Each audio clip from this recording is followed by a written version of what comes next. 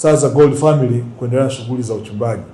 Ndugu zangu, itakumbukwa mwezi wa 9 mwaka 2023 niliitisha kikao cha benki zote nchini Tanzania na taasisi za fedha kuwaomba waielewe sekta ya madini na waikopeshe sekta ya madini.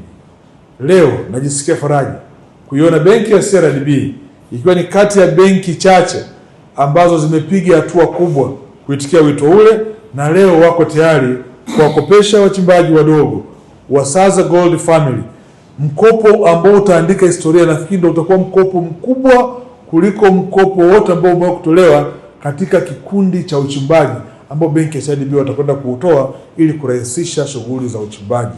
Nataka nichukue fursa hii kuwashukuru sana benki ya CRDB.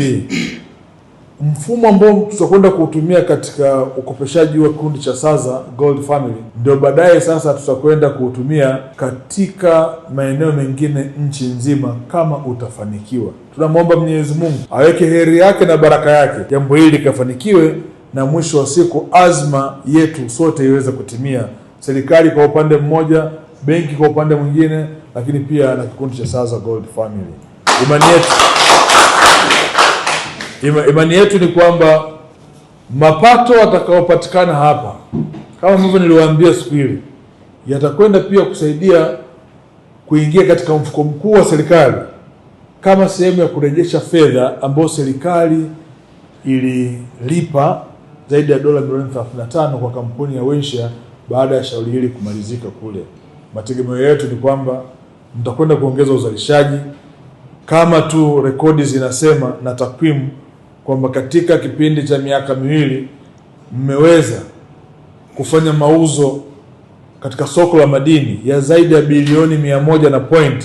Tunaamini kwa wakati huu ambapo mtakuwa mna vyombo vya uhakika, mtakuwa mna mitambo ya uhakika, na mtakuwa mna vifaa vyote na fedha ya kuendesha mgodi, tunaamini uzalishaji utaongezeka maradufu na nchi yetu itanufaika kupitia uwekezaji ambao mtakwenda kuweka.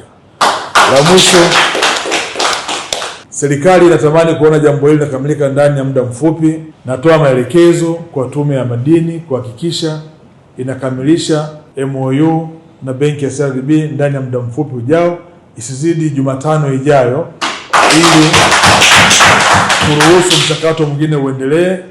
Lakini pia yale mengine yote ambao mtahitaji ushiriki wa serikali, tuko tayari kuyafanya hayo ili mradi huu uendelee. Asanteni sana, Mungu awabariki sana. Karibuni sana Dodoma, Mungu awabariki.